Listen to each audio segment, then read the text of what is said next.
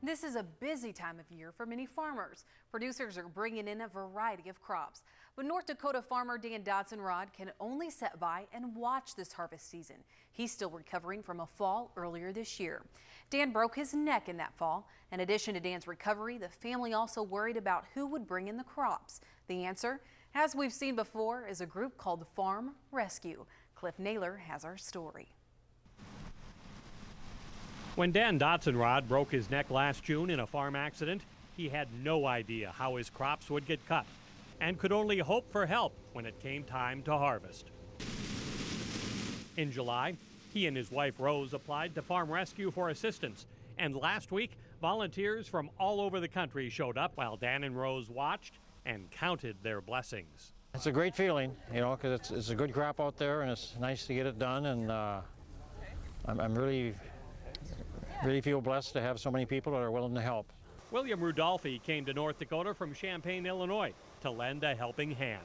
With the help of 5 other volunteers, the Dotson crops were cut in less than a week. Most of our volunteers are actually from out of state. That might surprise some people. I would say they come from about 15 different states: Wisconsin, Kentucky, Indiana, Florida, Phoenix, Arizona, and so on. Bill Gross grew up on a farm and founded Farm Rescue 7 years ago. The Dotson Harvest is the nonprofit organization's 45th project of the year and 200th since 2005. Every farm family that Farm Rescue helps is special, from the first family to the 200th farm family. They all have a very unique case and have a crisis they're dealing with. Farm Rescue plants and harvests crops free of charge for family farmers who suffer a major injury or can't farm due to an illness or natural disaster.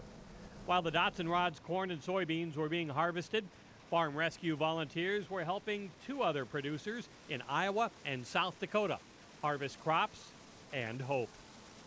I'm Cliff Naylor, reporting for Ag Day.